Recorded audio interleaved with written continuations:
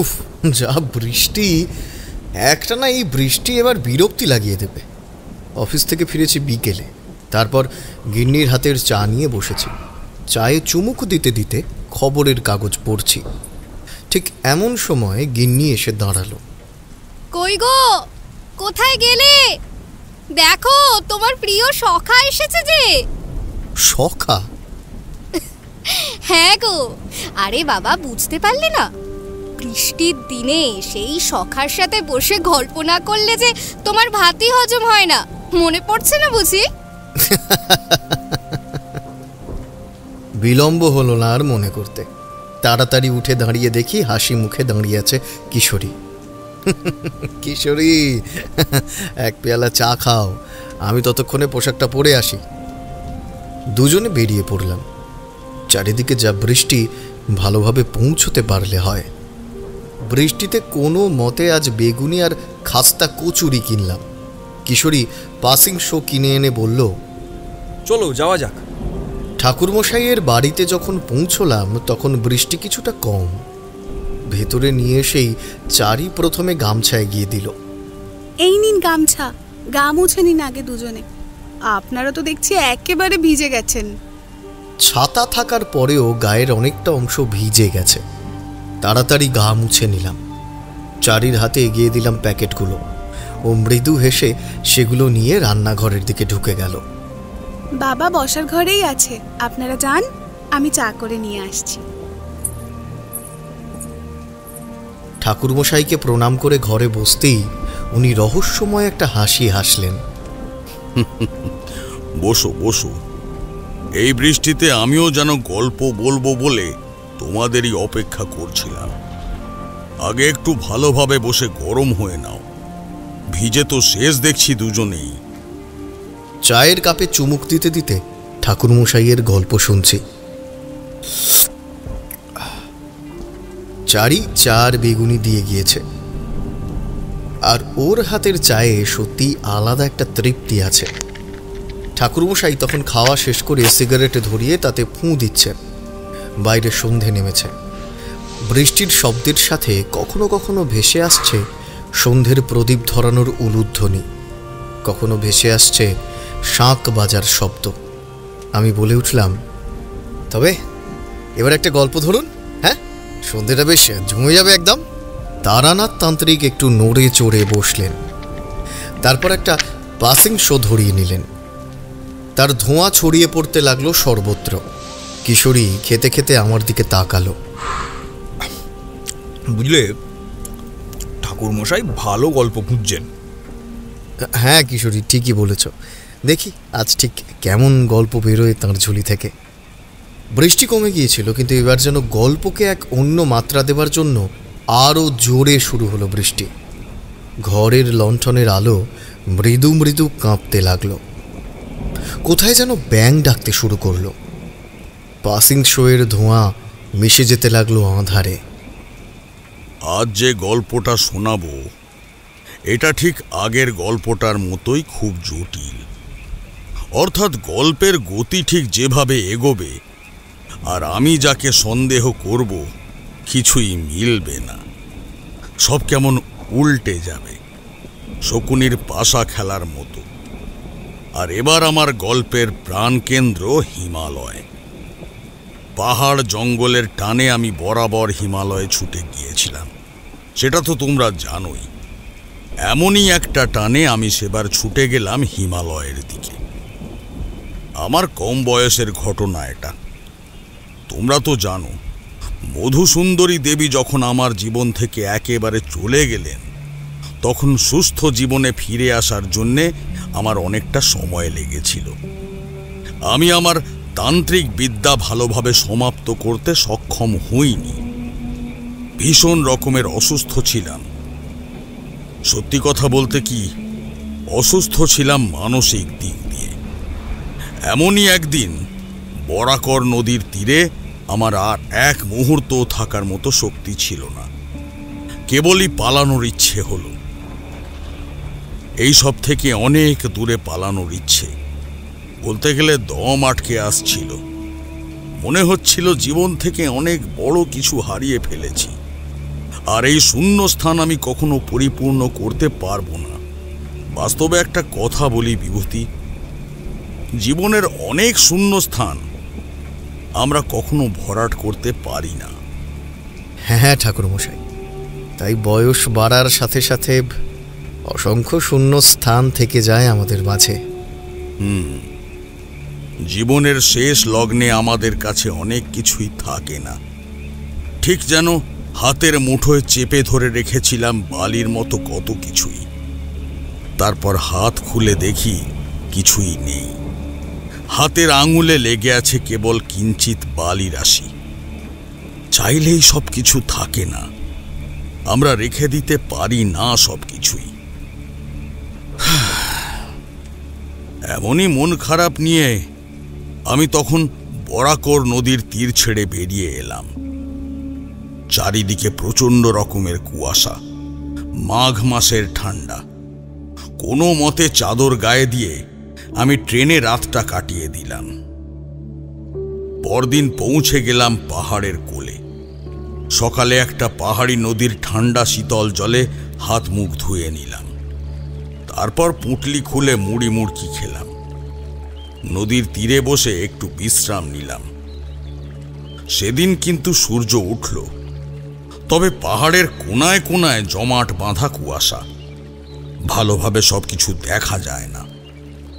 পাহাড়ের নাম না জানা পাখিরা ভেসে বেড়াতে লাগলো পাহাড়ের নীরবতা ধরে। কুয়াশার আস্তরণ ধীরে ধীরে কেটে যেতে লাগলো। তারপরেই বেরিয়ে গেল সুউচ্চ সব পাহাড়ের হাতছানি। আমি ঘুরে বেড়াতে লাগলাম। কখনো দেখা মিলল বানরের, তো কখনো দলছুট হরিণ, কখনো হাতি। এমনই কিছু রোমাঞ্চকর অনুভূতি নিয়ে আমি এগিয়ে যেতে লাগলাম। সারাদিন কেমন নেশাতুরের ন্যায় এদিক সেদিক ঘুরে বেড়াতে লাগলাম। হ্যাঁ, আমিও তখন নেশাতুর। এই পাহাড় আর জঙ্গল আমার নেশা। হাঁটতে হাঁটতে সূর্য পশ্চিম দিকে ঢলে গেল। না, এবার একটা গ্রামের খোঁজ করতে হবে, কিংবা কোনো মন্দির মতো হলেও হবে। সারাদিনে তো তবুও কয়েকটা লোকের দেখা হয়েছিল, তাদের যদি জিজ্ঞাসা করতাম তবে হয়তো ভালো হতো। আমার সবকিছুই সেই শেষ মুহূর্তে এসে মনে পড়ে। সামনেই একটা সরু নদী দেখে আমি সেদিকে ছুটে গেলাম। দেখি একটু জল পান করি। আমি তার জল স্পর্শ করব, ঠিক এমন সময় ডাইনির বিষ। বলতে বলতে ফিরে তাকালাম পেছনের দিকে। তাকিয়ে দেখি একদল ছেলে দাঁড়িয়ে আছে, খেলা করে ফিরছিল তারা। ডাইনির বিষ? তোমরা মজা করছো তাই না আমার সাথে? ওরা যেটা বলছে সঠিক বলছে। কথাটা বলতে বলতে একজন বছর 25-এর যুবক এগিয়ে এলো আমার দিকে। ছেলেগুলো চলে গেল। যুবক এগিয়ে এসে বলল, এই সরোবরে জল পান করা নিষেধ। সত্যিই ধরা হয় এই জলে ডাইনির বিষ আছে।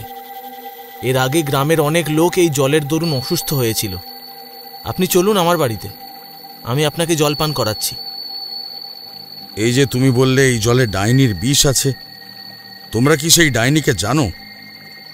জানবো না মানে? আমাদের গ্রামেই তার বাস।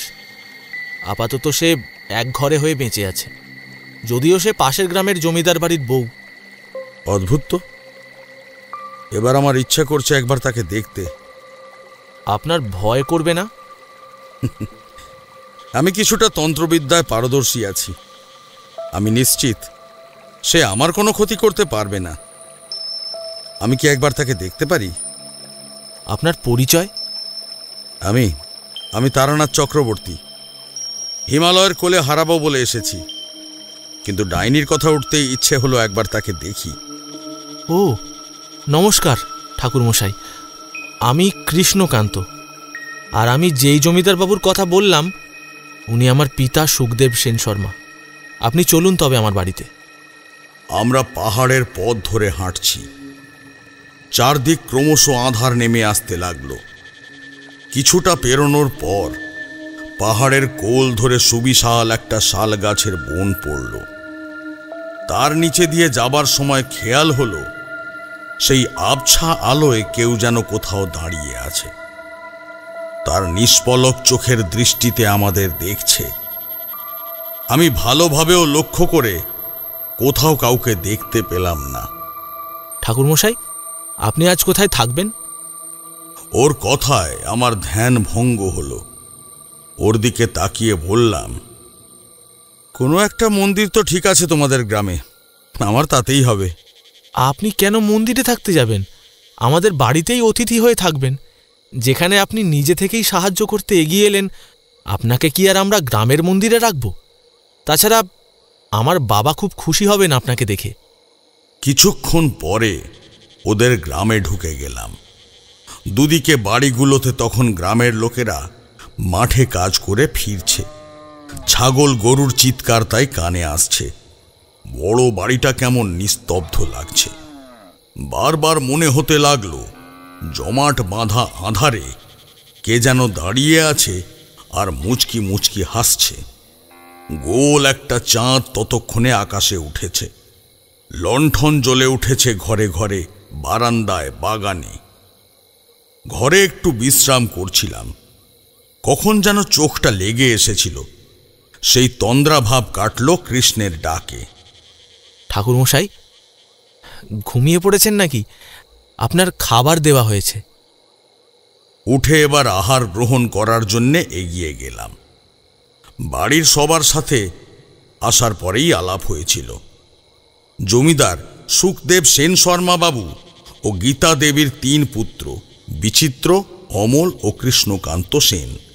বিচিত্র ও তার স্ত্রী মেঘনার 2 পুত্র বল্লভ, অখিলেশ। অমল আর রাত্রির কোনো সন্তান নেই, তাদের বিয়ে হবার মাস 6 হয়েছে। কৃষ্ণকান্ত ছোট ভাই, তার এখনো বিয়ে হয়নি। খেতে বসিয়ে খুব যত্ন করে খাওয়ালেন গীতা দেবী। তার দাসীকে বারবার বলছিলেন, ঠাকুরমশাইকে দেখে দে, আর একটা লুচি দে, আর একটা লুচি দে ওনাকে। হ্যাঁ, উনি খুব ক্লান্ত। আর একটু ভাজাও দে।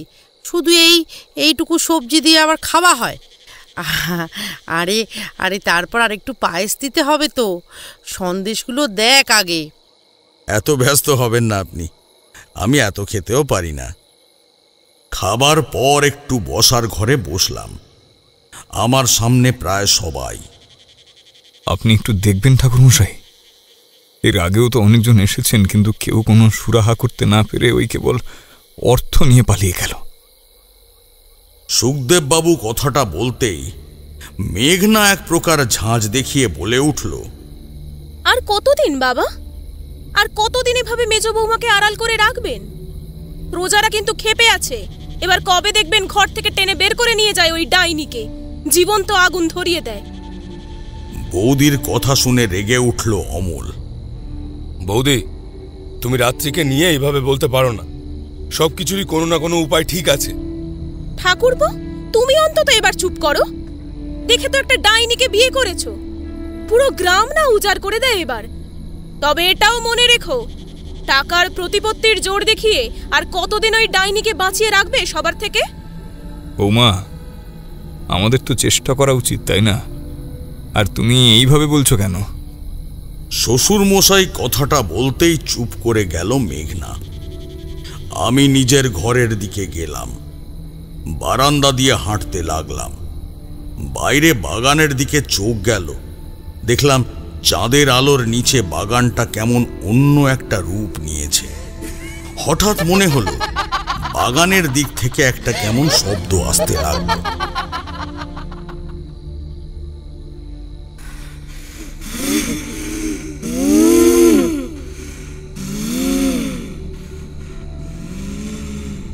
কেউ যেন রাগ আর আক্রোশে গর্জে উঠছে। আমি ভালো করে তাকালাম সেই দিকে। কেউ কি আছে ওখানে? মনে হচ্ছে কেউ সত্যিই আছে। কথাটা বলতে বলতেই আমি বারান্দা থেকে নেমে এলাম। চাঁদের মায়াবী আলোয় আরো অদ্ভুত লাগছিল চারিদিক। কেমন নিস্তব্ধ একটা পরিবেশ সৃষ্টি হয়েছে বাগানের এদিকে। যেন কোথাও কেউ জেগে নেই।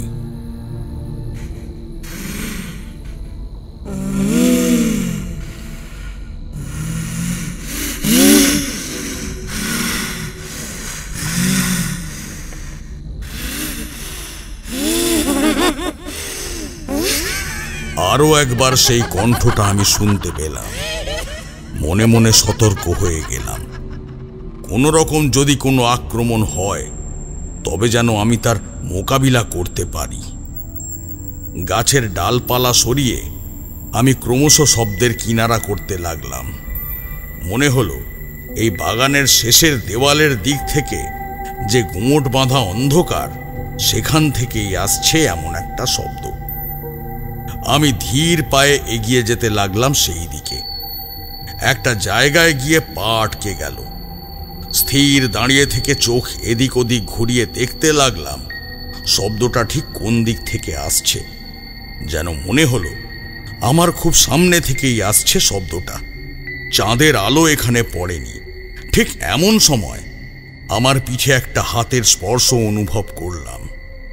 কে? কম্পিত কণ্ঠে বলে উঠলাম কথাটা। পেছন ফিরে তাকিয়েই অবাক হয়ে গেলাম। ঠাকুরমশাই, আপনি এখানে কেন? দেখলাম কৃষ্ণকান্ত দাঁড়িয়ে আমার সামনে। আমি ওর দিকে ঘুরে তাকিয়ে মৃদু হাসলাম। তেমন কিছু না, এমনি। খেয়াল করলাম সেই শব্দটা আর নেই। চলুন ঠাকুরমশাই, আপনি তো বিশ্রাম করলেন না।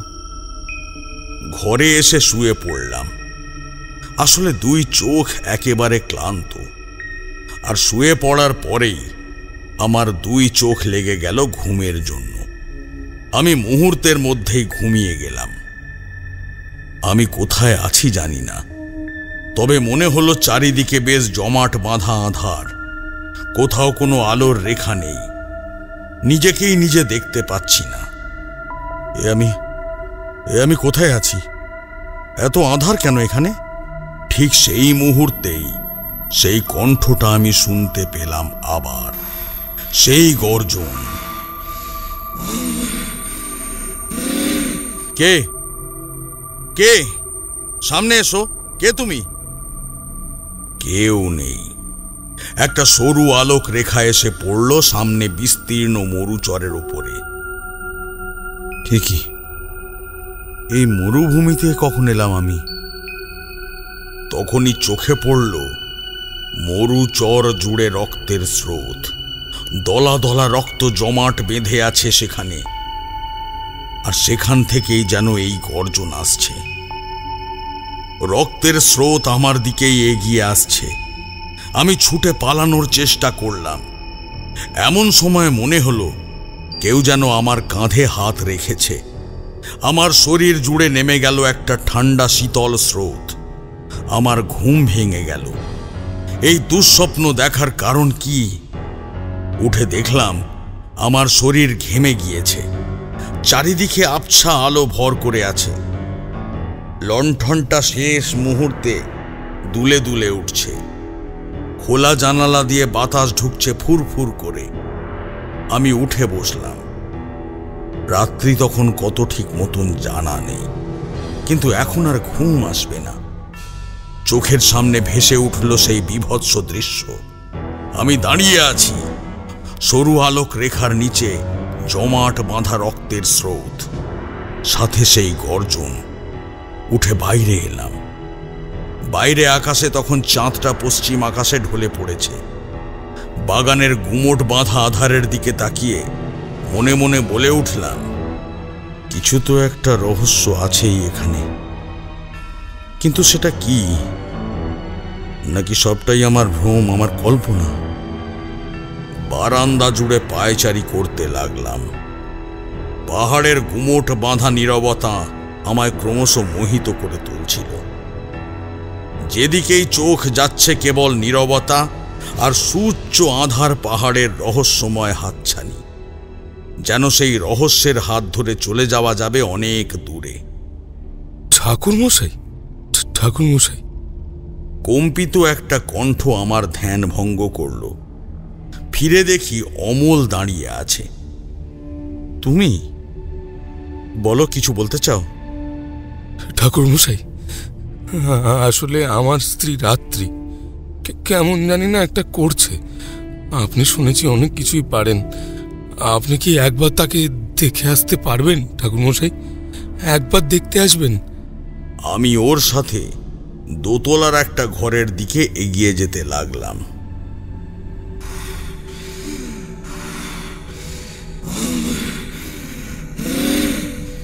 পেছন থেকে এমন একটা শব্দ এলো, আমি পিছন ফিরে তাকালাম, কিন্তু কাউকে দেখতে পেলাম না। কেবল বিনিদ্র লণ্ঠনের আলো না পৌঁছনো সিঁড়ির বাঁক চোখে পড়ল। অমলকে দেখে মনে হলো ও এমন কোনো শব্দ শুনতেই পায়নি। আবার হতে পারে সে নিজের স্ত্রীর জন্য এতটাই চিন্তায় আছে যে আর কোনো কিছু সে শুনতে পাচ্ছে না। ঠাকুরমশাই, ওই ঘর থেকে কোনো শব্দ শুনতে পাচ্ছি না। কেঁপে কেঁপে বলে উঠতে লাগলো অমল। আমরা দাঁড়িয়ে আছি দোতলার সমস্ত ঘর পেরিয়ে একটা নির্জন কুঠুরি ঘরে। যেন মনে হচ্ছে এখানে কেউ তেমন আসে না সারাদিন, যেন যুগের পর যুগ ধরে আটকে আছে কোনো বন্দিনী। সামনে ধুলো জমে আছে, কেমন একটা রিন রিন শব্দ হয়ে চলেছে এক নাগাড়ে, যেন এখানে এসে থেমে গিয়েছে পুরো পৃথিবী। কতকাল যেন আটকে আছে নীরবতা। আমি শেষ করে দেব তোদের সব কটাকে, আমি শেষ করে দেব। আমি কাউকে ছাড়ব না, কাউকে ছাড়ব না।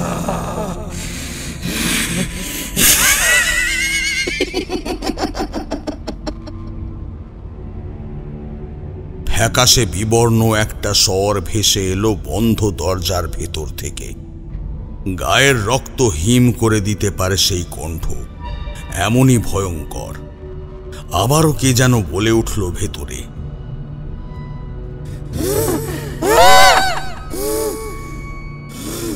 আমি শেষ করে দেব তোদের সব কটাকে, আমি শেষ করে দেব, শেষ করে দেব।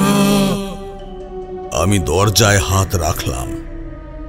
ঠাকুরমশাই। আমার প্রায় কাছ ঘেঁষে আতঙ্কে কথাটা বলে উঠল অমল। আমি ওর দিকে ঘুরে বললাম, কি হয়েছে? ও আমায় আঙুল দেখিয়ে নিচ তলার বাগানে নির্দেশ করল। আমি বারান্দার শেষ সীমান্তে এসে নিচের দিকে তাকালাম। কি হয়েছে অমল? আমি স্পষ্ট দেখলাম উপর থেকে কিছু একটা পড়লো ঠিক ওই দিকে বাগানে। কেমন একটা শব্দ ভেসে আসলো, যেন কেউ চিৎকার করছে। ওখানে তো আপাতত কিছু নেই, চলো ভিতরে গিয়ে দেখি। আমি আর অমল দরজার ভেতরে ঢুকে গেলাম। ঘরে ঘুটঘুটে আঁধার, তার মাঝেই কারোর নুপুরের ধ্বনি কানে বাজতে লাগলো। চারিদিকে পাহাড়ের নিস্তব্ধতা ক্রমশ যেন গাঢ় হয়ে উঠছে। এক পাশের খাদ থেকে এক নাগাড়ে কেমন একটা বহুদূর বিস্তৃত শব্দ কানে আসছে, যেন নিরালা আঁধারে বসে কেউ রিন রিনে স্বরে কাঁদছে। এমন সময় পিছন থেকে আলোর জ্যোতি দেখতে পেলাম। ঠাকুরমশাই, এই যে আমি লণ্ঠন নিয়ে এসেছি, এবার চলুন। একটা লণ্ঠন নিয়ে এসেছে অমল। খোলা জানালা দিয়ে হঠাৎ খুব বাজেভাবে বাতাস আসতে লাগলো। সেই বাতাসে লণ্ঠন কেঁপে উঠল, কোনো মতে জ্বলতে লাগলো তার আলো। আমাদের দৃষ্টি গিয়ে নিক্ষেপ হলো মেঝেতে।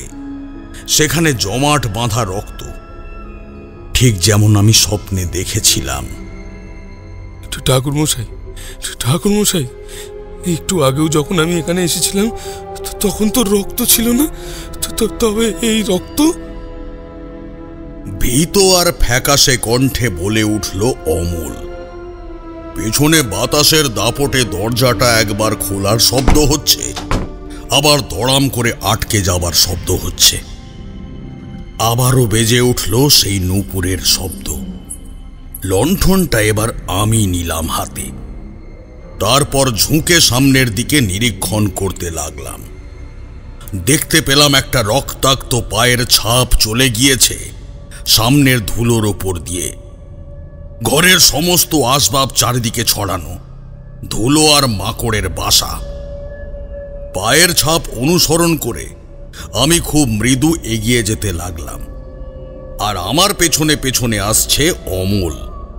চারিদিক ক্রমশ নিস্তব্ধ হয়ে উঠতে লাগলো। অনেক দূর থেকে কেবল একবার শেয়ালের ডাক কানে এলো। বাতাসের দাপট কম, তবুও দরজার পাল্লাটা একবার বন্ধ হচ্ছে, একবার খুলছে। আমার আর অমলের পায়ের শব্দ বাদে আর কোনো শব্দ এখানে কানে আসছে না। বুক যেন ঢিপ ঢিপ করছে অমলের। আমিও খুব সাবধানে এগিয়ে চলেছি সেই লাল পায়ের ছাপ নিরীক্ষণ করতে করতে। কাউকে ছাড়বো না, কাউকে ছাড়বো না, কাউকে ছাড়বো না। তোদের সব কটাকে শেষ করে তবেই আমি ছাড়বো। ফ্যাকাশে কণ্ঠের চিৎকার করে খুব আচমকা কেউ যেন আমাদের সামনে এসে পড়ল। আমি পিছিয়ে গেলাম। অমল আমায় টেনে নিয়ে গেল ঘরের আলমারির পেছনে। ও ভয়ে কাঁপছে।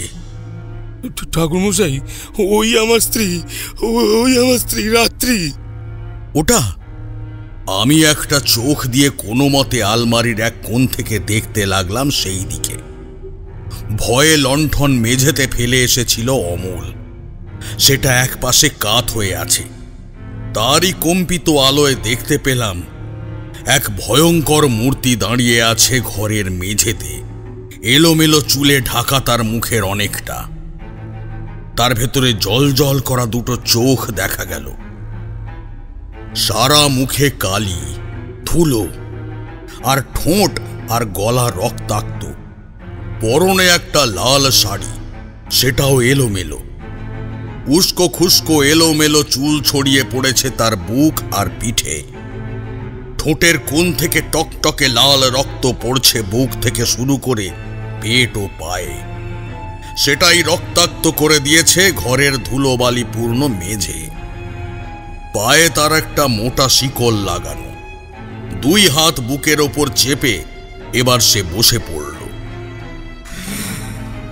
শেষ করে দেব, আমি তোদেরকে শেষ করে দেব। তোদের সব কিছু আমি শেষ করে দেব। আমি দূর থেকে মন্ত্র উচ্চারণ করতে লাগলাম। তারপর হাতের মুঠোয় নিয়ে আসা ধুলো ছিটিয়ে দিলাম সামনের দিকে।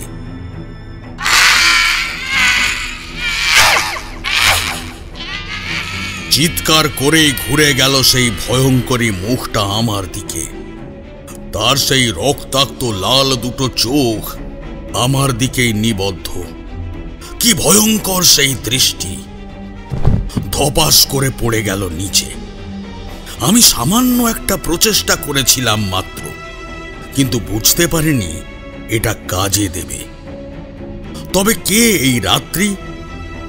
অমল ছুটে গেল রাত্রির দিকে। আমি এসে বসলাম রাত্রির পাশে। অমলের চোখ দিয়ে জল গড়িয়ে পড়ছে রাত্রির মুখে। অমল, খুব শীঘ্র কোনো ভেজা ন্যাকড়া নিয়ে এসে মুছিয়ে দাও তোমার স্ত্রীকে। আর এই ঘরটা পরিষ্কার করতে হবে। এসো, আমি তোমার ঘরের রক্ত মোছার জন্য সাহায্য করছি। আমি জানি কেউ ওকে এই অবস্থায় দেখলে আরো খারাপ খারাপ কথা বলবে, আর যেটা তুমি কিছুতেই সহ্য করতে পারো না। আমি আর অমল মিলে অনেক রাত অবধি ঘরটা পরিষ্কার করেছি। বারবার নাকে একটা বিশ্রী গন্ধ আসছিল, যেন মনে হচ্ছিল খুব নেশা লাগানো একটা গন্ধ চারিদিকে ঘুরছে। ঘুমিয়ে আছে রাত্রি। ওকে ওই ঘরে রেখে আমরা চলে এলাম।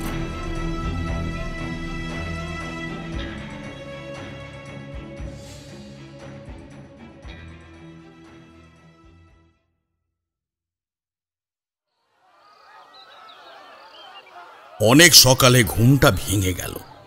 মনে হলো জমিদার বাড়ির সামনে লোকজনের জটলা লেগে গিয়েছে। তারই কিছু উচ্ছি বাক্যে কথা আমার কানে এলো। না, আমরা কিছুতেই আর ওই ডাইনিকে বাঁচতে দেব না। হ্যাঁ হ্যাঁ, ওকে তো এবার হত্যা করে দেওয়া উচিত। আর কতদিন তাকে এইভাবে বাঁচিয়ে রাখা হবে? আরে জমিদার মশাই তো নিজেকে প্রজাপ্রেমী হিসেবে বলেছেন বারবার, এই তার প্রজাপ্রেম। সামনে আসুন, আমাদের আটকে রেখে আর কোনো লাভ নেই। এখানে এসে উত্তর দিন, নইলে আপনার দেওয়াল ভেঙে আমরা ভেতরে আসতে বাধ্য হব। আমি তাড়াতাড়ি করে বাইরে এলাম। দেখলাম বারান্দায় দাঁড়িয়ে আছে পুরো জমিদার পরিবার।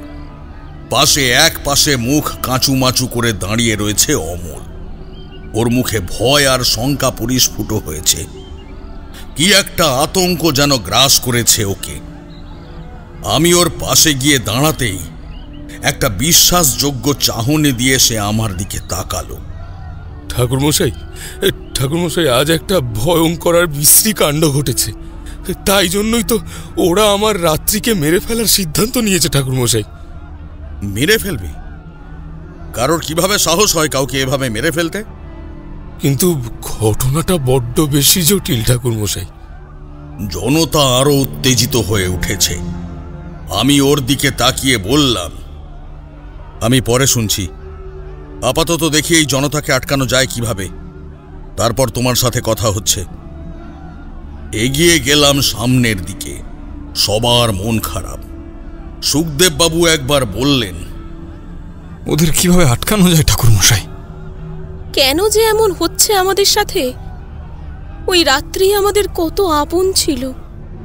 আমি ওকে প্রিয় বোনের মতো দেখেছি সব সময়।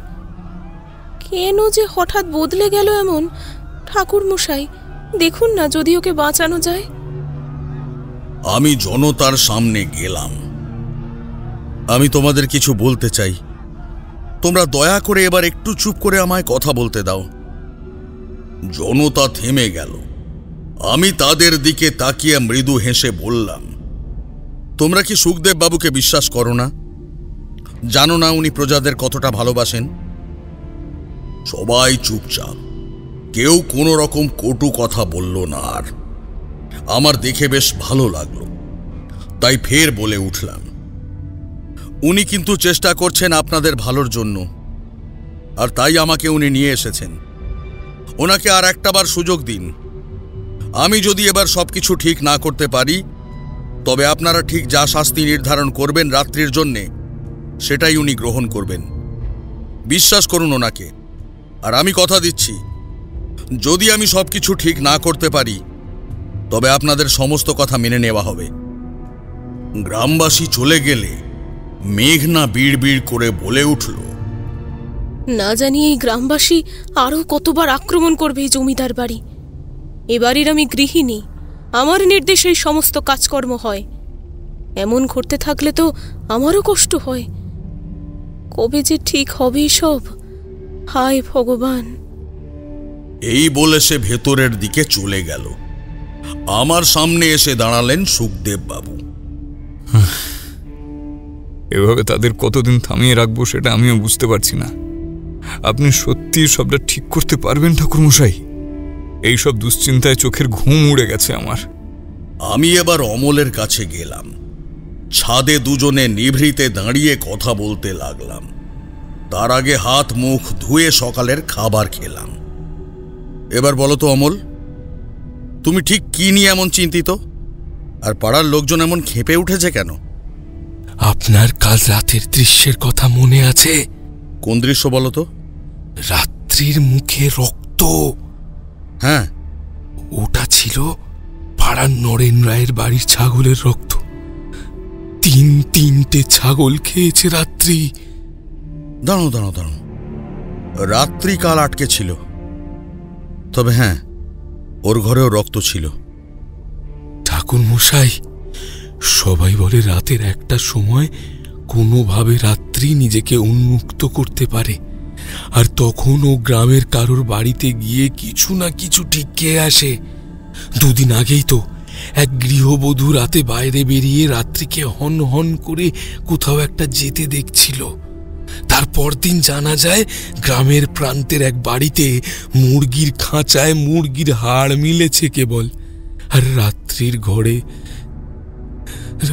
ঘরে ছিল রক্তের বন্যা। সবকিছু যে মিলে যায় ঠাকুর মশাই। এ কি তবে রাত্রির মধ্যে থাকা কোনো অদ্ভুত শক্তি, যেটা কেবল খারাপ কাজেই ব্যবহৃত হয়? আমি আজ একবার তোমার শ্বশুর বাড়িতে যেতে চাই। রাত্রির ঘরের সামনে জটলা, সবাই ওর ঘরে ঢুকেছে। আমি আর অমলও গেলাম সেই ঘরে। রাত্রি এক কোণে ঘুমে ব্যস্ত, সবাই কিছু একটা খুঁজছে। কৃষ্ণকান্ত অবাক হয়ে মেঘনার দিকে তাকিয়ে বলল, ঠিক তো বড় বৌদি, আজ মেজ বৌদির ঘরে রক্তের কোনো চিহ্ন নেই কেন? কিন্তু ঠাকুরপো, রাত্রি বাদে আর কে করবে এইসব? এর আগে সব ঘটনাগুলোর পরই তো আমরা ঘরে এসে রক্ত দেখেছি।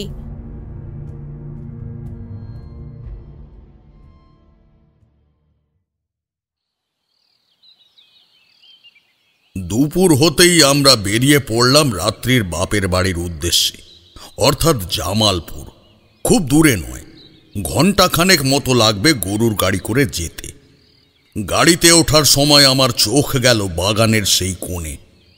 আর অদ্ভুত, সেখানে দিনের এই আলোতেও এমন গুমোট বাঁধা অন্ধকার, যেন পৃথিবীর সমস্ত আলো একত্রিত হয়েও ওই একটা জায়গা কিছুতেই আলোকিত করতে পারে না। একটু পরে নতুন এক গ্রামে গিয়ে উপস্থিত হলাম। অমল গাড়ি থেকে নেমে বলল, আসুন ঠাকুর মশাই, এইটা হলো আমার শ্বশুর বাড়ি। একতলা একটা বাড়ি, বেশ ছিমছাম। ভেতরে যেতেই এগিয়ে এলেন রামকৃষ্ণবাবু, অর্থাৎ অমলের শ্বশুর মশাই। জামাই বাবা, সব ভালো সেদিকে? ভেতরে এসে বসলাম। হাতে সময় খুব কম, তাই খুব অল্পে কথা বলতে হলো। জলখাবার নিয়ে এলেন রামকৃষ্ণবাবুর স্ত্রী। আমি খেতে খেতে রামকৃষ্ণবাবুর চিন্তিত মুখের দিকে তাকিয়ে বললাম, আপনি মেয়ের খবর নিতে যান না? আমরা সর্বক্ষণ দুশ্চিন্তায় থাকি, কিন্তু যাব কিভাবে? যতবার গিয়েছি গ্রামের লোক আর রাত্রি শ্বশুরবাড়ির লোকের অপমান শুনতে হয়েছে।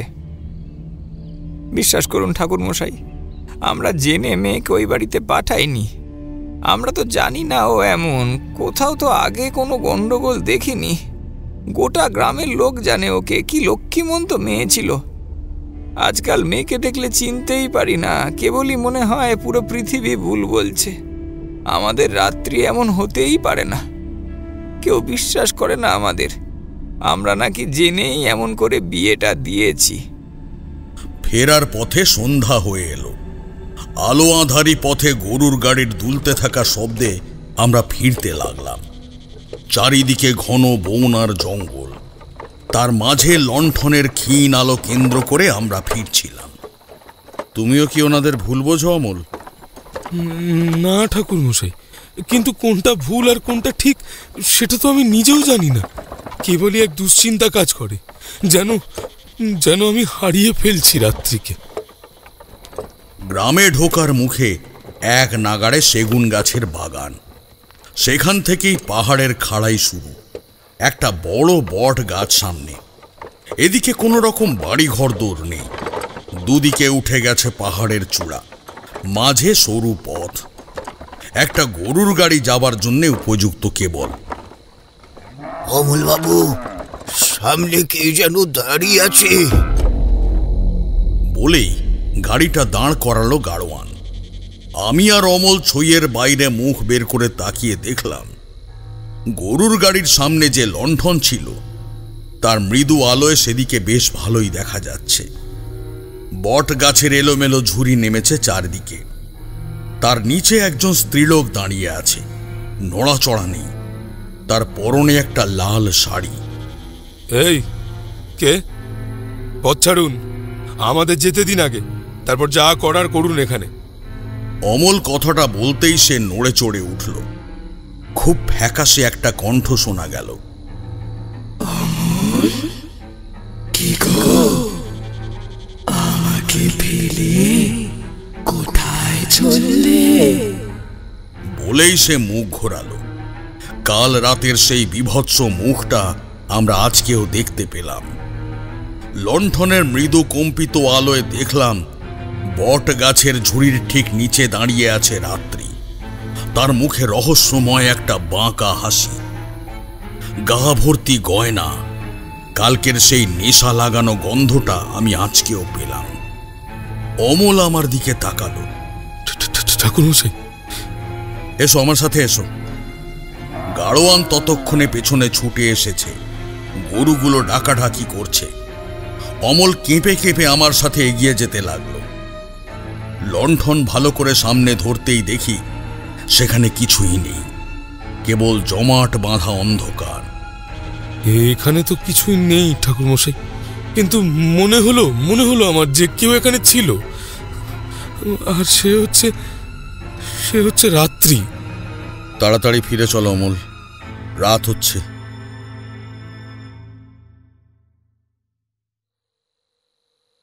বাড়ি ফিরে রাত্রির সঙ্গে দেখা করতে গেলাম। ও শেকল বাঁধা অবস্থায় শুয়েছিল মেঝেতে। কেউ যেন ওর গায়ে চাপিয়ে দিয়েছে একটা চাদর। আমরা যখন ওর মুখের ওপর ঝুঁকে ওকে দেখছিলাম, এমন সময় ও আচমকা দুই চোখ মেলে তাকালো। কি ভয়ঙ্কর সেই শীতল চোখের চাহনি, গায়ের রক্ত হিম করে দেয়।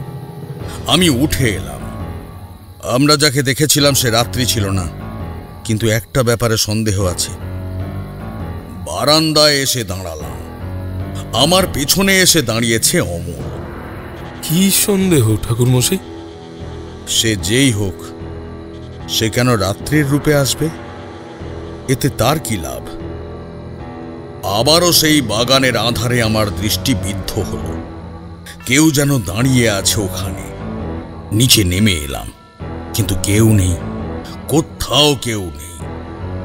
আমি সেদিন রাত্রির ঘরের চারিদিকে মন্ত্রপুত বালি দিয়ে দিলাম। দেখি আজ রাতে কোনো খারাপ ঘটনা ঘটে কিনা গ্রামে।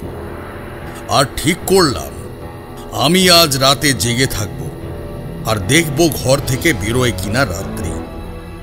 রাত তখন কত ঠিক জানি না। ঘুমটা ভেঙে গেল। বাইরে পাহাড়ের নীরবতা, ঝিঁঝি ডাকছে এক নাগাড়ে কোথাও। কেউ জেগে নেই কোনো দিকে, কোনো সাড়া শব্দ নেই। তবে আমি একটা শব্দ পাচ্ছি, কেমন গুঙিয়ে গুঙিয়ে একটা শব্দ হচ্ছে।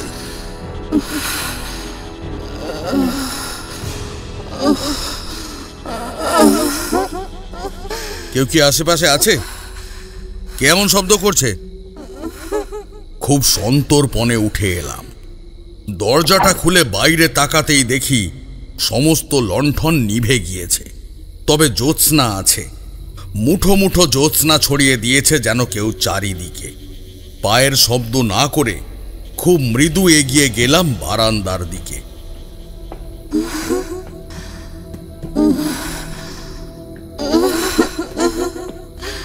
সেই শব্দটা আবার পেলাম। শব্দের উৎস বুঝতে পারলাম সেই একই জায়গা থেকে। আমি অতি সন্তর্পণে জঙ্গলের গাছেদের সরিয়ে এগিয়ে যেতে লাগলাম। প্রত্যেক মুহূর্তে ধরা পড়ার সম্ভাবনা। সে যাই হোক, আমায় জানতে হবে তাকে। আসলেই এই সব কিছুর মূলে রাত্রি নাকি আরো কেউ আছে?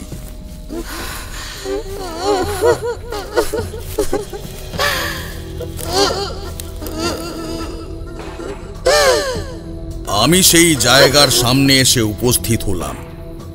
আমার সামনে কেবল একটা জলপাই গাছ। আমি তার আড়ালে আছি। তারপর সেই আঁধারে জায়গা, সেই নেশা ধরানো গন্ধটা নাকে এলো। আর তারপর সেই গন্ধটা ক্রমশ পরিবর্তিত হলো খুব বিশ্রী একটা পচা গলা গন্ধে। আমার গা গুলিয়ে এলো। অদ্ভুত তো, এখানে তো কেউই নেই। তবে কেন মনে হচ্ছিল যে এখানে কেউ আছে? আমি এগিয়ে গেলাম। আমার সামনে পড়ল বড় মাপের একটা পাথর।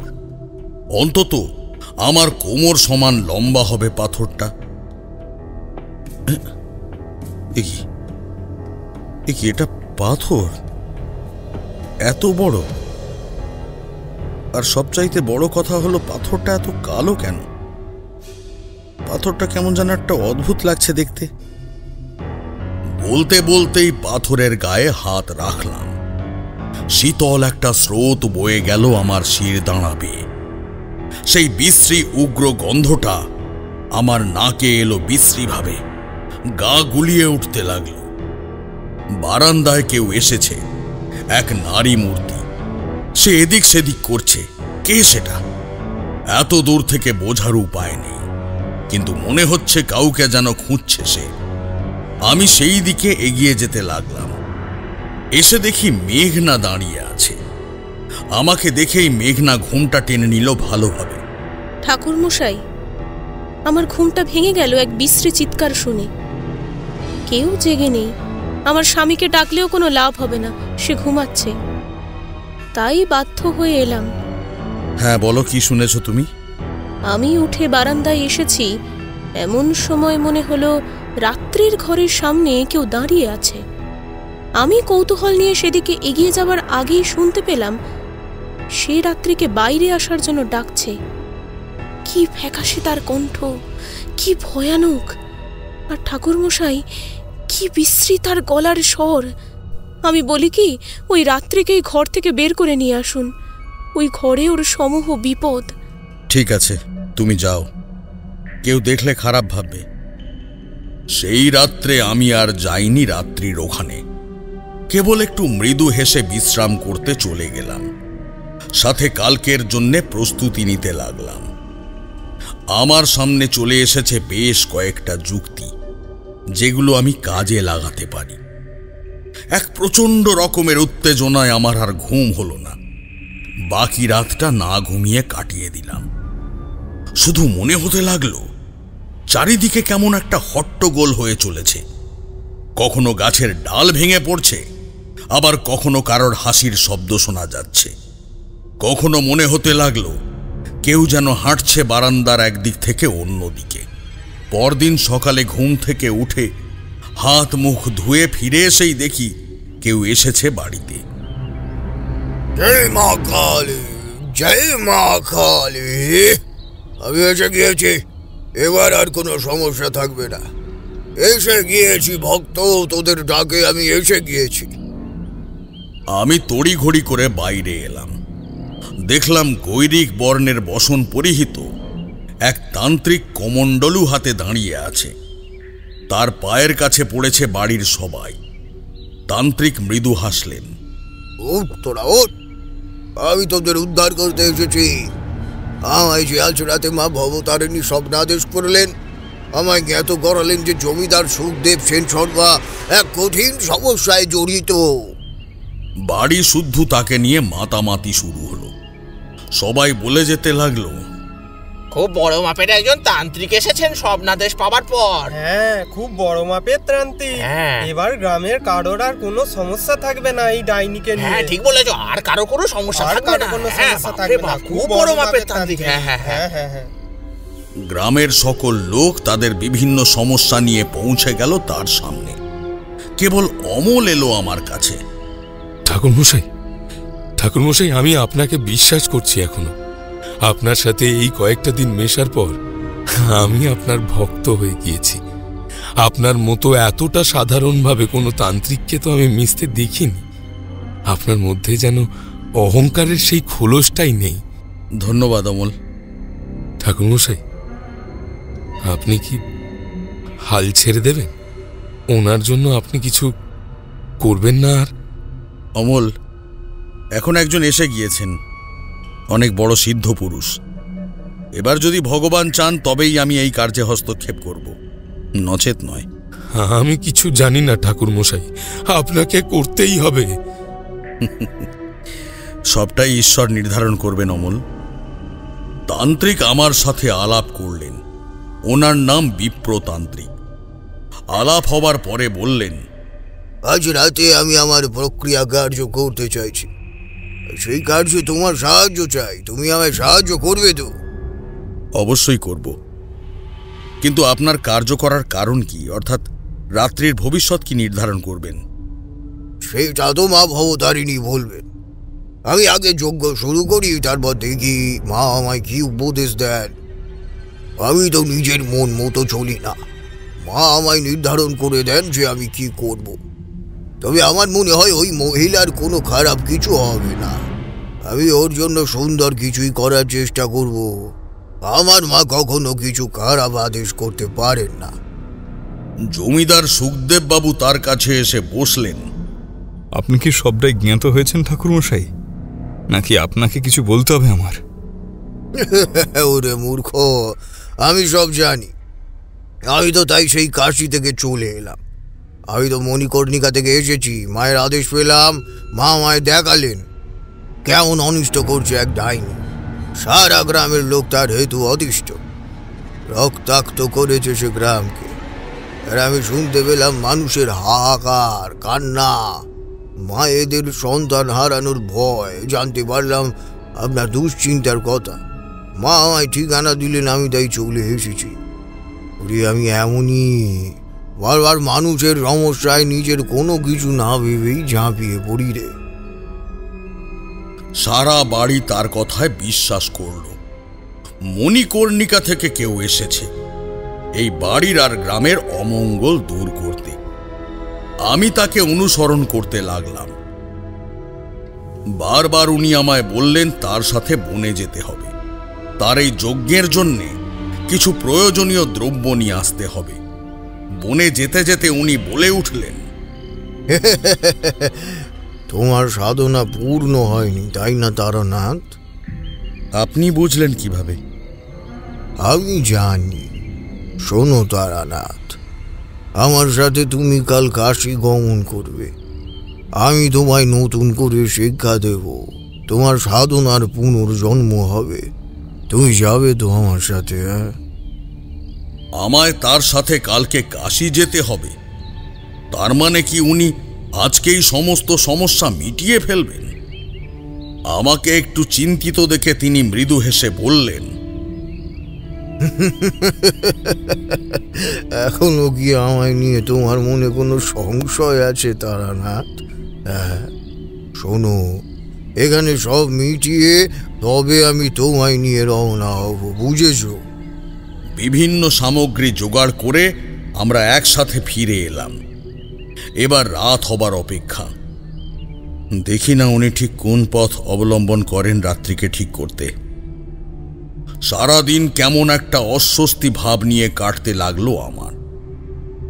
আচ্ছা, সব কিছুই তো ঠিক হয়ে যাবে, রাত্রির জীবন ঠিক হয়ে যাবে, আর তারপর আমি আমার অসমাপ্ত বিদ্যা রপ্ত করতে পারবো। আপাতত এর চাইতে সুখের আর কি থাকতে পারে আমার কাছে। তবুও কেন মনের মধ্যে একটা খচখচ ভাব অনুভব করছি, যেন এর মধ্যেও কিছু একটা আছে। রাত তখন বেশ অনেক। আজ যেন ওই কালো আকাশটা জেগে আছে অদ্ভুত কিছুর সাক্ষী থাকবে বলে। অদ্ভুতভাবে সেদিন রাতে পরিবেশ কেমন শীতল হয়ে গেল, সবকিছু থমথমে।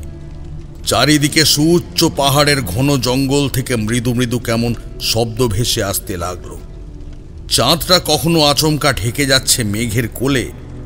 এদিক সেদিকে থাকা বাড়িগুলো অন্ধকার, তবে বেশিরভাগ বাড়ির লোকজন এখানে উপস্থিত হয়েছে তান্ত্রিকের সাথে এই সুবিশাল যজ্ঞের সাক্ষী থাকবে বলে। বার কয়েক কুকুর ডেকে উঠল। যজ্ঞের চারিদিকে প্রদীপ জ্বালানো হলো। তার উজ্জ্বল আলোয় বাগানের এদিকে থাকা জমাট বাঁধা আধার সরে গিয়েছে। তান্ত্রিক আমায় সামনে বসিয়ে বললেন, আমি মন্ত্র পড়ার সাথে সাথে তোমাকে আমি ইশারা করব, আর তুমি সেই মতো এই প্রত্যেকটা দ্রব্য এই অগ্নিতে সমর্পণ করবে। চারিদিক কেমন মায়াময় হয়ে উঠল। আমাদের পেছনে বসে আছে জমিদার বাড়ির লোকজন আর গ্রামের লোকজন। যজ্ঞের হোমের আলোয় তান্ত্রিকের মুখটা উজ্জ্বলভাবে দেখা যায়। তার ঈগলের দৃষ্টিযুক্ত দুই চোখ বারংবার ঘুরতে লাগলো এদিক সেদিক। তার মৃদু স্বরের মন্ত্রোচ্চারণ কাঁপিয়ে দিতে লাগলো বিনিদ্র রাতকে। অনেক চেষ্টা করতে লাগলাম, কিন্তু আমি কোনো রকমে সেই তান্ত্রিকের কোনো মন্ত্র বুঝতে পারলাম না। অস্পষ্ট হয়ে কানে ঠেকতে লাগলো তার প্রত্যেকটা মন্ত্র। আমি তার কথা মতো সমস্ত দ্রব্য সময় মতো অগ্নিকুণ্ডে আহুতি দিতে লাগলাম। কে যেন এমনই একটা শব্দ করে ছুটে গেল সামনের বন জঙ্গল ভেদ করে। চারপাশ থেকে চাপা গুঞ্জন উঠতে লাগলো আবার।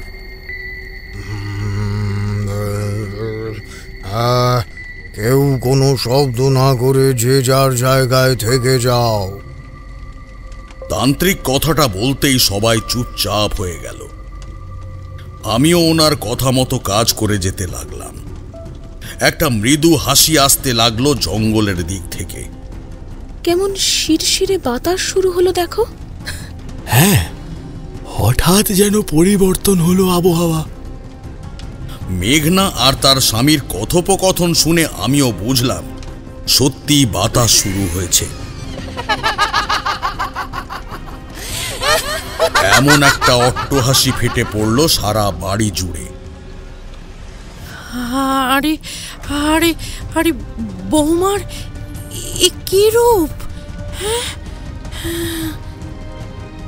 গিন্নিমা ভয়ার্ত কণ্ঠে কথাটা বলতেই সবাই তাকিয়ে দেখলাম দোতলার ঘরের দরজা খুলে বেরিয়ে এসেছে রাত্রি। ওর হাত দুটো সামনের দিকে তোলা, মুখ দিয়ে ভয়ঙ্কর একটা হাসির শব্দ বেরিয়ে আসছে। সে নিচ তলার বারান্দায় আসতেই তাকে আরো স্পষ্টভাবে দেখা গেল। ওর চোখ দুটো কি ভয়ঙ্কর লাগছে। মাথার চুল বাতাসে ভাসছে, সেই সাথে ভাসছে ওর শাড়ির আঁচল। যজ্ঞের সামনে এসে দাঁড়ালো। চারিদিকে হুলস্থুল কাণ্ড শুরু হয়ে গেল। লোকজনের চিৎকার, চেঁচামেচি। তোরা কেউ বাঁচবি না। আমি তোদের এই গ্রামকে ধ্বংস করে দেব। আমি তোদের গ্রামকে ধ্বংস করে দেব। বলেই আরো এগিয়ে এলো রাত্রি। চারিদিকে এই নেশা ধরানো গন্ধটা আরো প্রকট হলো, আর ধীরে ধীরে সেই গন্ধ পরিণত হলো বিকট সেই পচা গলা গন্ধে। রাত্রি আরো সামনে এগিয়ে এলো। শেষ করে দেব আমি তোদের সব কাটাকে শেষ করে দেব। আমি যে রক্ত চাই, রক্ত রক্ত রক্ত চাই, রক্ত।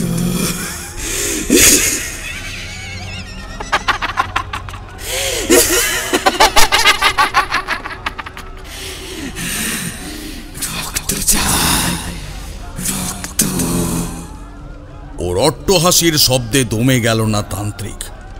উঠে দাঁড়ালেন তিনি। আমি তোকে কোনো অনিষ্ট করতে দেব না বলেই তিনি একটা গণ্ডি তৈরি করলেন। সেই গণ্ডির চারিদিকে আগুন জ্বলে উঠল। চিৎকার করে উঠল রাত্রি। তোরা শুনতে পেলি না? আমি কি বললাম? শুনতে পেলি না? রক্ত চাই, শুধু রক্ত দে, রক্ত দে। অমলের শান্ত একটা শীতল চোখের চাহনি আমার হৃদয় কাঁপিয়ে দিল। আমি যেন ওর মনের কথা পড়তে পারছি। এমন সময় তান্ত্রিক সেই আগুন নিভিয়ে দিলেন। একটা মন্ত্র পড়ে আটকে দিলেন রাত্রিকে। রাত্রি একই জায়গায় দাঁড়িয়ে ছটফট করতে লাগলো। তান্ত্রিক সবার দিকে তাকালেন। আমি বুঝলাম, আমি বুঝতে পারলাম এই ডাইনি এখানে থেকে ঠিক হবে না। তবে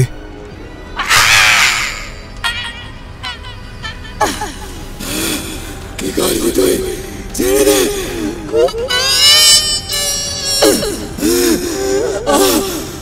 ছেড়ে দে, ছেড়ে দে আমায়, ছেড়ে দে, ছেড়ে দে। কি করবো?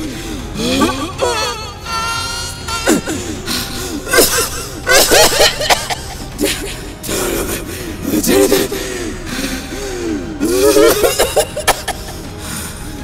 রাত্রি চিৎকার করছে। সেই চিৎকার তোয়াক্কা না করে সুখদেব বাবুর সামনে দাঁড়িয়ে গেলেন তান্ত্রিক। অবতারিণী আমায় জানিয়েছেন ওকে আমার মণিকর্ণিকা ঘাটে নিয়ে যেতে হবে। অমূলের আপনি আর একটা বিয়ে দিন। ও এখানে কিছুতেই ঠিক হবে না। ওর মধ্যে থাকা ডাইনি শক্তিকে হ্রাস করতে আমার অনেক বৎসর লেগে যাবে। ততদিন ওর হয়তো কিছুই মনে থাকবে না। আমি ওকে পুনর্জন্ম দেব। এখন ও এখানে থাকা মানে অনিষ্ট কাণ্ড। দিনকে দিন ওর প্রকোপ আরও বেড়ে যাবে। ওকে তোমরা ভুলে যাও, আমি ওকে পুনর্জন্ম দেব। আর আমার সঙ্গে যাবে তারানাথ তান্ত্রিকও। আমি ওকে বোনের মতো ভালোবেসেছি, কিন্তু আজ ওকে যেতে দিতেই হচ্ছে। অমল ভাই, তুমি বিদায় জানাও। ও তো আর আমাদের সেই রাত্রি নয়। ঠিক এমন সময় আমি উঠে দাঁড়ালাম। এক মুহূর্ত কাল বিলম্ব করুন তান্ত্রিক মশাই, আমি আগে এটাকে যজ্ঞে আহুতি দিই। বলেই কিছুটা দূরে কাপড়ে ঢেকে রাখা জিনিসটা থেকে আমি কাপড়টা সরিয়ে নিলাম। তান্ত্রিকের দুই চোখ বিস্ফারিত হয়ে গেল। হ্যাঁ, এটা এখানে কেন মেঘনা? রাত্রে কি হলো? তান্ত্রিক এই কথাটা বলতেই মেঘনা ধড়পড় করে উঠে দাঁড়ালো। এই পাথরটা এখানে কেন? কিভাবে এলো? চারিদিকে ঝড়ের মতো বাতাস বইতে শুরু হলো। রাত্রির অন্ধকার ভেদ করে ভেসে এলো পেঁচার ডাক। তান্ত্রিক আর মেঘনা মিলে ছুটে গেল সেই পাথরের দিকে, কিন্তু আমি ইশারা করতেই অমল আর কৃষ্ণকান্ত তাদের দুজনকে বাধা দিল। গর্জে উঠলেন তান্ত্রিক, আমাদের ছেড়ে দে, ছেড়ে দে, আমায় ছেড়ে দে। মেঘনা ছটফট করতে লাগলো, আমায় ছেড়ে দাও, ছেড়ে দাও আমাকে। মেঘনার স্বামী বিচিত্র চিৎকার করলেন, মেঘনাকে কেন আটকে রাখছো তোমরা? ক্ষণেক কাল বিলম্ব করুন। বলেই তাড়াতাড়ি যজ্ঞের আগুন থেকে এক মশাল ধরিয়ে নিলাম।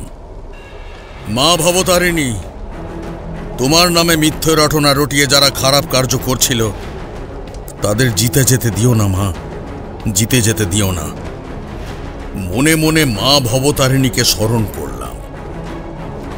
ওম জয়ন্তী মঙ্গলা কালে ভদ্রকালে কপালিনী দুর্গা শিবা ক্ষমা ধাত্রী স্বাহা স্বধা নমস্তুতে। সব দিক কেমন থেমে গেল। মেঘনা আর তান্ত্রিক মূর্তির মতো দাঁড়িয়ে রইল। আকাশ ঢেকে গেল ঘন কালো মেঘে। বাতাসের দাপট বেড়ে গেল। চারিদিকের সমস্ত মশাল আর প্রদীপ কেঁপে উঠতে লাগল। কোথায় যেন কেউ খুব হাসছে। তার কান ফাটা হাসিতে সবাই ভীত হয়ে উঠেছে। আমি পাথরের গায়ে মশাল ধরিয়ে দিলাম।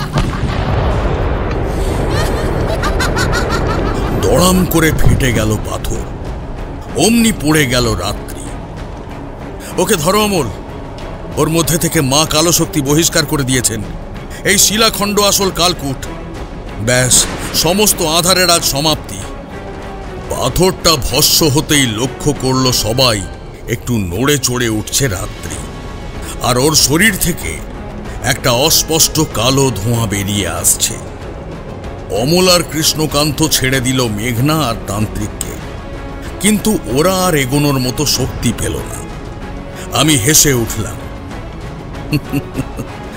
একজন মিথ্যুক তান্ত্রিক, আজ তো তোর সকল হিসেব হবে। মিথ্যের যে জাল তুই রচনা করেছিস, আজ সেই জালে তোকেই পা দিতে হবে। কিছুই করতে পারবি না তুই আমার, কিছুই করতে পারবি না। তার আগে আমি তোকে শেষ করে দেব, শেষ করে দেব আমি তোকে। বলতে বলতে আমার দিকে এগিয়ে আসতে লাগলো সে। এমন একটা গর্জন শুনে থেমে গেল তান্ত্রিক। ঘুরে তাকিয়ে দেখলো মেঘনা দাঁড়িয়ে আছে ওর সামনে। মেঘনার কালো চুলগুলো বাতাসে ভাসছে, চোখের দৃষ্টি দিয়ে যেন আগুন ঠিকরে বেরোচ্ছে। সে দুই হাত সামনের দিকে এগিয়ে নিয়ে গেল। তার গলার ঘড়ঘড় শব্দ সবাইকে কাঁপিয়ে দিল। উঠে বসেছে রাত্রি। সে বলল,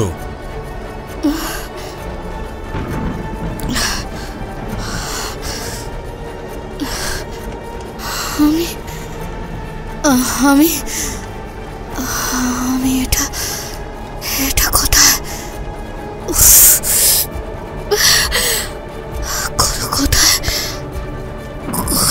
কোথায়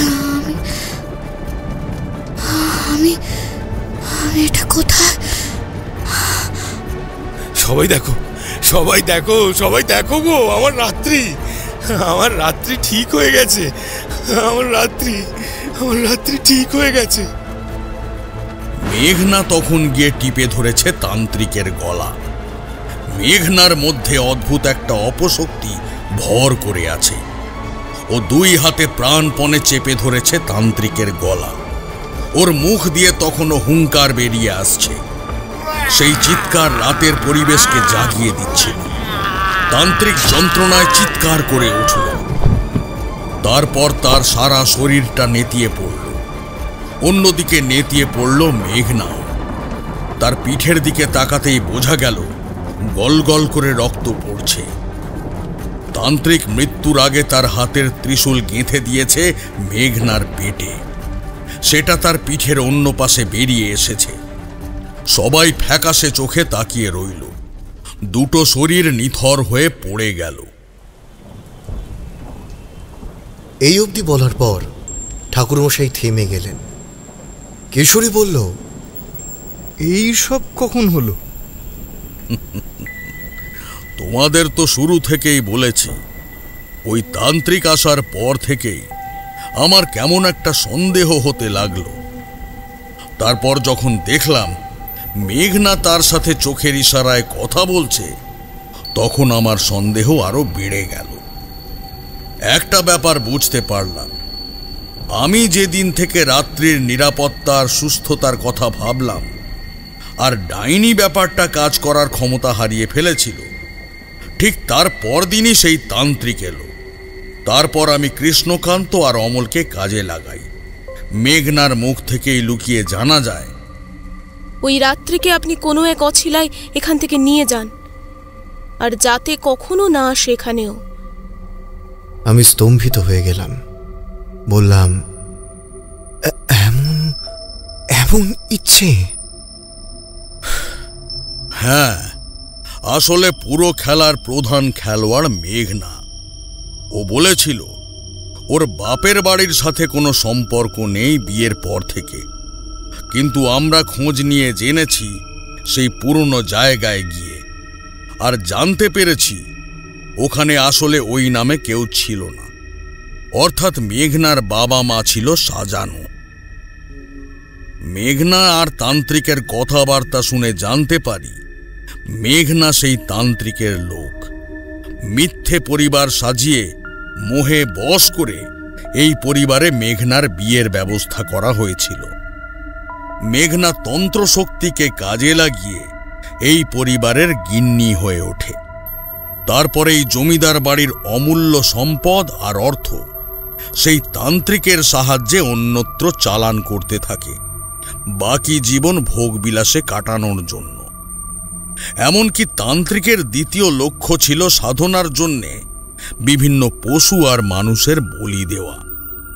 আর সেটা মেঘনা এক জমিদার পরিবারে গিন্নি হলেই সুবিধে। কেউ কখনো ওকে সন্দেহ করবে না। সেই পশু আর মানুষ তান্ত্রিকের কাছে পৌঁছে দিয়েছে মেঘনা। কিন্তু রাত্রি ওই বাড়িতে পদার্পণ করার পর তার সমস্যা হল। রাত্রির মধ্যে দৈবিক একটা ব্যাপার ছিল, ওকে বশে আনতে পারছিল না। তার উপর রাত্রি ওকে সন্দেহ করতে লাগলো। কয়েক দিনের মধ্যে হয়তো সমস্ত রহস্য সে ফাঁস করে ফেলত। কাজেই ওই প্রস্তর খণ্ডের স্থাপন করে মেঘনা। রাত্রি হলে জেগে ওঠে সেই ডাইনি। সেই রাত্রির মধ্যে বসবাস করতে লাগলো। গ্রামে সমস্ত অনিষ্ট করতে লাগলো ডাইনির আত্মা থাকা রাত্রি। সবটাই বুঝেছি গোপন সংগঠন চালিয়ে, আমি, কৃষ্ণকান্ত আর অমল মিলে। সেই প্রস্তরখণ্ড ভস্মের পর রাত্রির গা থেকে সেই ডাইনিকে বেরিয়ে যেতে হবে, আর সে যে কোনো শরীরে প্রবেশ করতে পারত না। অবশেষে ক্রুদ্ধ হয়ে তাকে যে নিয়ে এসেছে সেই বাহক অর্থাৎ মেঘনার শরীরে প্রবেশ করে তার সৃষ্টিকর্তা অর্থাৎ তান্ত্রিকের উপর আক্রমণ করে। তারপর বাকিটা মা ভবতারিণীর মহিমা। ওনার চাওয়াতেই তান্ত্রিক মৃত্যুর সময় ক্রুদ্ধ হয়ে মেঘনার ওপর আক্রমণ করে। সেই ডাইনি মুক্তি পায় এতে। আর ভাবতে খারাপ লাগলেও এটা ঠিক যে মেঘনা আর বাঁচে না। হতে পারে মা ভবতারিণী তাকে তার পাপের সাজা দিয়েছেন, এতগুলো প্রাণ তার জন্যেই কষ্ট পেয়েছে, কাজেই মেঘনার মৃত্যুটা মেনে নিতে হয়েছিল সবাইকে। তার ওপর মেঘনা একটা অশুভ শক্তি ছিল, ও থাকলে আরো অনেক ক্ষতি হতো। এই সব কিছুর মূলে তো মেঘনা।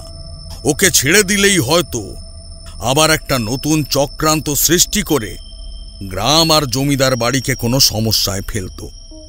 আমি তার স্বামী আর 2 সন্তানের কাছে গিয়ে অপরাধীর মতোই মাথা নত করে বলেছিলাম, আমায় ক্ষমা করো তোমরা। মেঘনার মৃত্যু আমি চাইনি, কিন্তু তার পাপ তাকে এখান অবধি পৌঁছাতে সাহায্য করেছে। আমি দুঃখিত। রাত্রি তখন অমলের দিকে তাকিয়ে আছে ফ্যাল ফ্যাল করে। অমলের চোখ দিয়ে জল ঝরছিল ফোঁটা ফোঁটা। ভালোবাসাকে ফিরে পাবার আনন্দ বুঝি এমনই হয়। সেদিন ভোর রাতে সেই দৃশ্য দেখেই আমি উপলব্ধি করলাম। কিশোরী গল্পটা শেষ হতে একটা দীর্ঘ নিঃশ্বাস ছেড়ে বলল, কয়েকটা মুহূর্ত পরেই যেন সবকিছু শেষ হতে যাচ্ছিল। আপনি ঠিক সময় এসব না করলে রাত্রির মতো একটা সরল সাদা নারী হারিয়ে যেত মেঘনার চক্রান্ত আর ওই তান্ত্রিকের কুবুদ্ধিতে। না জানি ওর সাথে ঠিক কতটা খারাপ কাজ হতো। আপনার জয়, জয় মা ভবতারিণীর জয়।